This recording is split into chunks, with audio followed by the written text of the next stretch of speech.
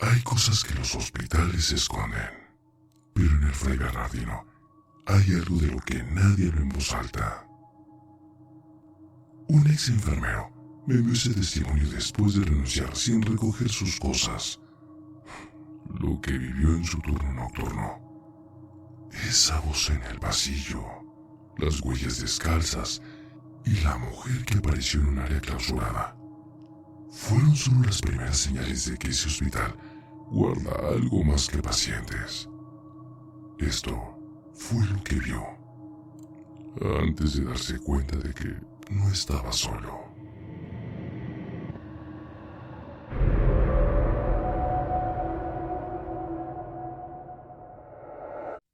No sé en qué momento uno deja de sentir miedo.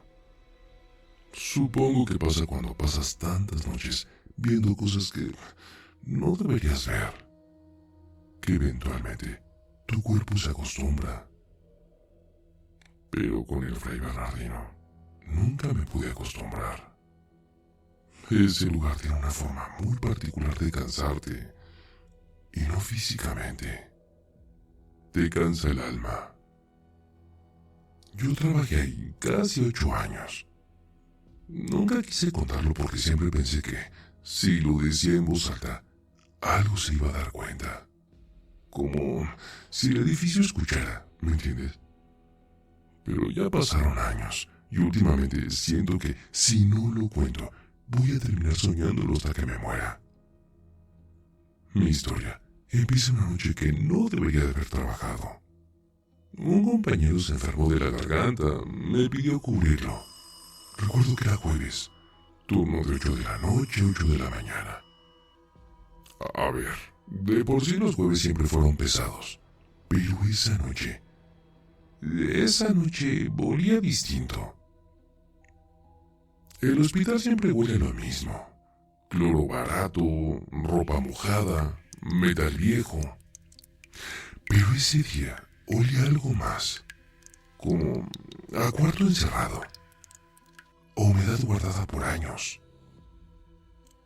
Llegué al pabellón 6. Las luces del techo estaban bajas, como si el voltaje no estuviera llegando bien o algo así.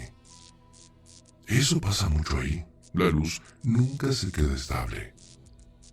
A veces parpadea sin razón, a veces baja un segundo y vuelve. A veces escuchas el sonido del transformador en las paredes. Pero esa noche estaba en silencio. Un silencio duro, como si las paredes estuvieran conteniendo el sonido. A las 9:12 p.m. pasó lo primero. Yo iba caminando por el pasillo que conecta el 6 con el 7. Llevaba mi carpeta con los registros, firmando las mediciones. Y justo antes de llegar a la puerta de contención, escuché a alguien detrás de mí decir: «Oye». Me detuve. Volteé. Nada. Pasillo vacío. Solo el sonido del tubo fluorescente. Pensé que era uno de los internos. A veces escapan de sus cuartos si no cierras bien. Así que regresé 2 pasos y escuché de nuevo: «Oye». Ahora más cerca, como si estuviera detrás de mi hombro izquierdo. No había nadie ahí. Lo juro por mis hijos. No había nadie. Ese fue el primer momento en el que sentí ese hormigueo que se te sube desde las piernas hasta el cuello. Ese escalofrío no de miedo, sino de que algo no cuadra. Como si el edificio hubiera exhalado justo detrás de mí. Seguí mi ronda. No quise sonar loco tan temprano en el turno. A las 10:40 le di medicamento a 3 pacientes del pabellón 7. Uno de ellos, un señor mayor, llevaba 3 días sin hablar. Miraba al suelo, no levantaba la cabeza para nada. Le acerqué el vasito con agua y cuando se lo di, levantó la cara. Me vio fijo, pero no a mí, no a mis ojos. Me estaba mirando por detrás, como si algo estuviera parado detrás de mí. Sus pupilas estaban totalmente abiertas, grandes, negras, temblando. Y luego murmuró: no la escuches. Yo pensé que hablaba solo. Digo, le pasa a muchos pacientes. Pero luego dijo algo que me rompió. Si la escuchas, te sigue. No supe qué contestar.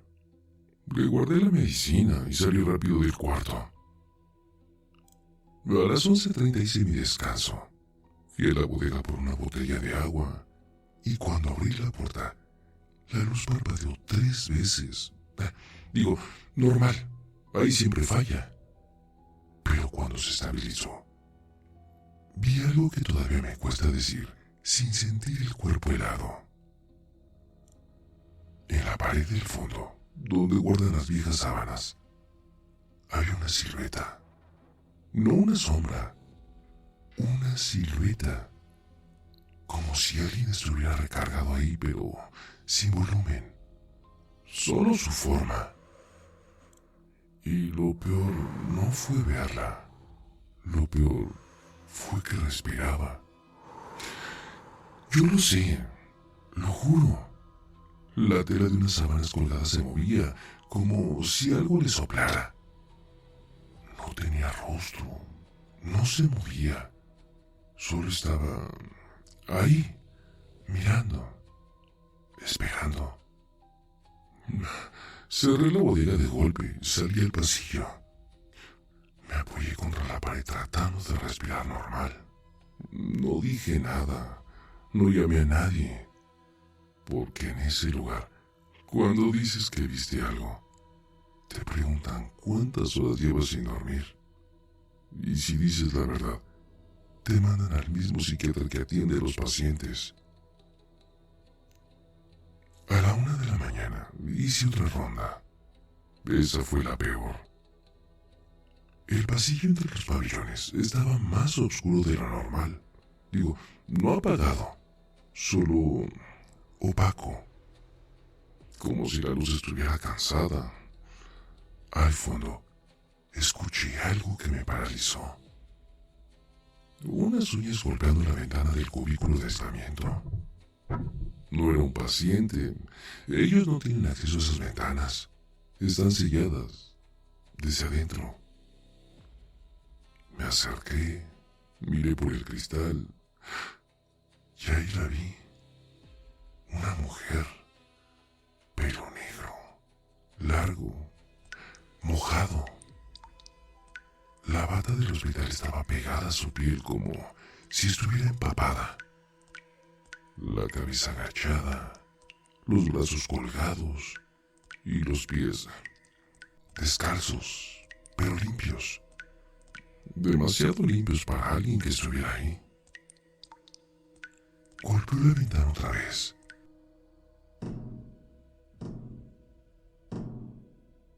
Sin levantar la cara, como si no necesitara ver. Como si supiera exactamente dónde estaba yo. Me quedé congelado.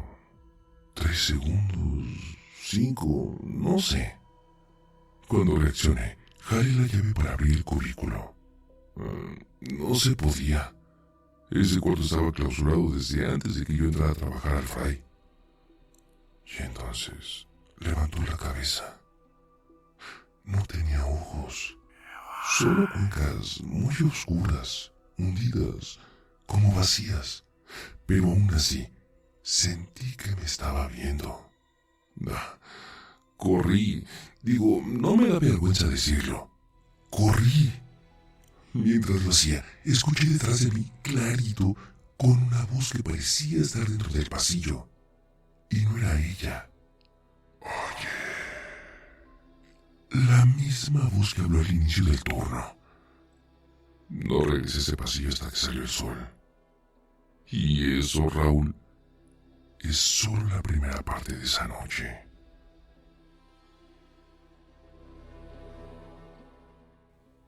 Después de lo que vi en la ventana del cubículo, pensé que lo peor había pasado. que había sido cansancio, sugestión, delirios del turno nocturno. Eso es lo que siempre te dicen cuando trabajas ahí. No pasa nada, estás cansado. Pero en el Fray Bernardino, el cansancio no explica nada. Allí el cansancio te abre la puerta. A la 1:26 a.m., Jonás, uno de los camilleros más viejos del turno, salió del pabellón 8 pálido, sin hablar. Lo conozco desde que entré. Es de esos hombres que hablan fuerte, que se ríen de todo, que se burlan cuando uno se asusta. Pero esa noche tenía la boca temblando y me dijo, sin verme a los ojos: ¿tú la viste también? A ver, yo no le había contado nada. Nada. Ni de la ventana, ni de la voz detrás de mí. Le pregunté quién. Se tardó en contestar. Respiraba como si la garganta le raspara. La mujer de la bata mojada. La del pabellón cerrado. Sentí un golpe en el estómago. Un vacío. Un frío que se quedó pegado en la columna. Le pedí que me dijera dónde la había visto. Me señaló el área de duchas viejas, la que está clausurada desde hace más de 10 años. Ese lugar es un eco. Todo lo que hablas rebota como si las paredes no quisieran soltar el sonido. Fui con él. No había agua. No había gotas. No había razón para que pareciera un cuarto húmedo. Pero el aire estaba frío. No normal. Frío como cámara de refrigeración. Y ahí, en el piso, noté algo que no pude ignorar. Huellas descalzas, marcadas en el mosaico. Pequeñas, de mujer. Como si alguien hubiera caminado mojado por ahí. Pero sin dejar rastro de agua alrededor. Solo las huellas, secas. Jonás me dijo: cada que viene, deja eso, y a veces deja más. Le pregunté qué más significaba. No quiso decirlo. Solo movió la cabeza, como quien recuerda algo que prefiere no volver a ver. Regresamos al pasillo central. Yo quería distraerme, seguir con la ronda, hacer cualquier cosa que me hiciera sentir que estaba trabajando y no escapando. Pero entonces pasó lo peor que me había pasado hasta ese momento. A las 2:03 a.m., las luces del pabellón 7 bajaron. A ver, no se apagaron, no parpadearon, bajaron. Como cuando alguien sube la intensidad de un dimmer al revés. El pasillo se volvió gris, sombras largas, todo parecía más lejos, más profundo. Fui a revisar la habitación de uno de los pacientes más complicados. Él siempre dormía boca abajo, abrazando la almohada. Pero esa noche estaba sentado en la esquina de la cama, mirando al techo. Le dije su nombre, no contestó. Solo levantó la mano y apuntó al foco del techo. Y cuando vi hacia arriba, la luz estaba oscilando, como si algo la estuviera tocando, pero no con la mano, como si la estuvieran soplando. Se movía hacia los lados, lento, muy lento, como si estuviera flotando en agua. El paciente murmuró: no le hables. Si le hablas, baja. Tragué saliva. No sabía si estaba delirando o si realmente veía algo que yo no veía. Le pregunté: ¿quién baja? Y él, sin quitar la vista del foco, susurró: ella.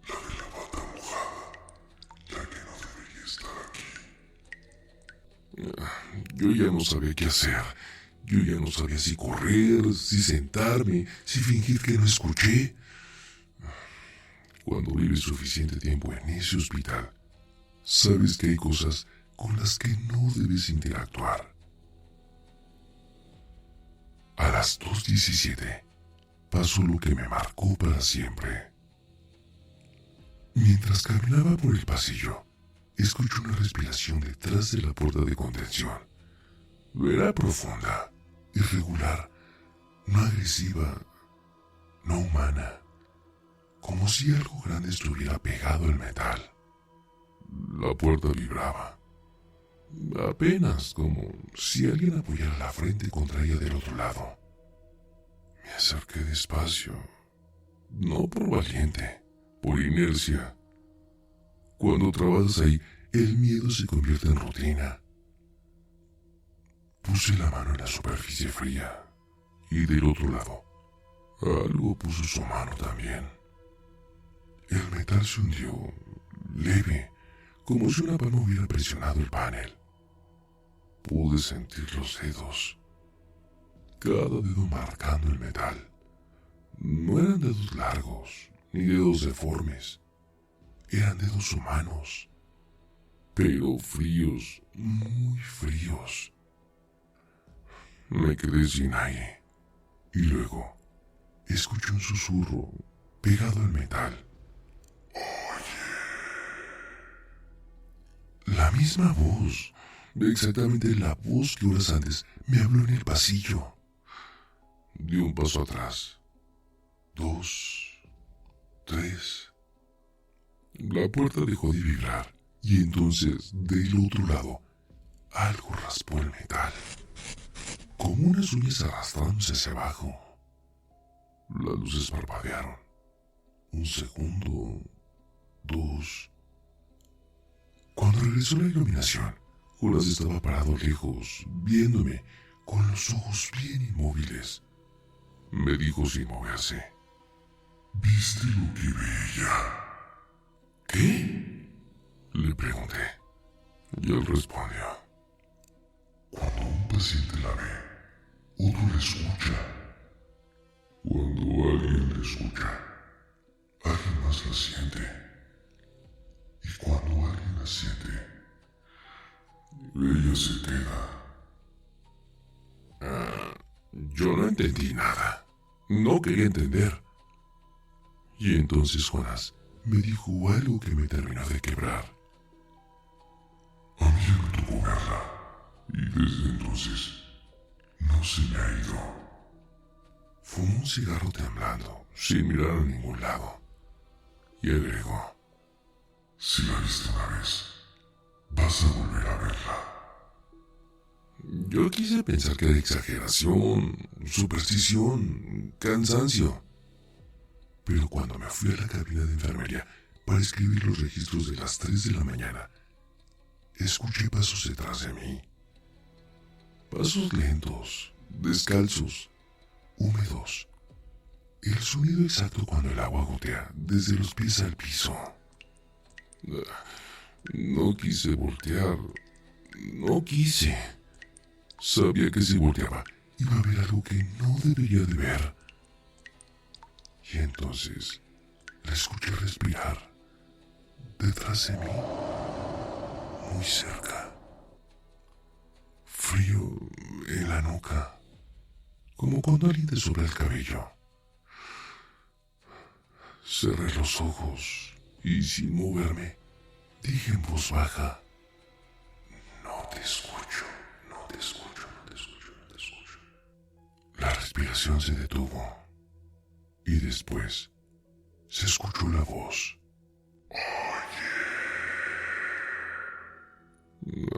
no dormí esa noche, ni las siguientes semanas, porque en ese hospital, Raúl, esa mujer no es un fantasma, no es una aparición, no es una visión.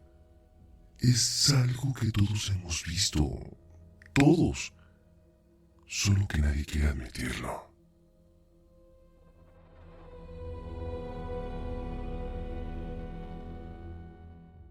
Ella estaba en los pasillos, en las cámaras, en los techos, y cada vez que aparecía, lo hacía más cerca.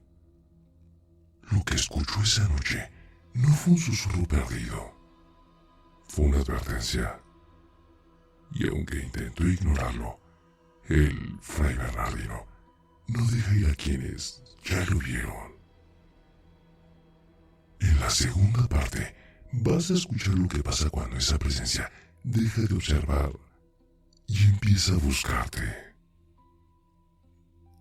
Apaga la luz, respira profundo y deja que el miedo haga su trabajo, porque no termina cuando acaba el relato. Esto es terapia de terror. Si aún no son parte de nuestra familia TDT, los invito a suscribirse al canal para no perderse ninguno de nuestros escalofriantes relatos. Y si disfrutan de lo que ven, no olviden darle like a este video para ayudarnos a crecer. Y si tienes alguna experiencia o relato de terror que quieras compartir con nosotros, los invitamos a enviarlo a nuestra página de la comunidad. Comunidad Relatos de Terror TDT. Nos encantaría escuchar sus historias y quizá las presentemos en uno de nuestros próximos videos. El terror está más cerca de lo que crees. Y no lo digo yo, lo dicen ellos.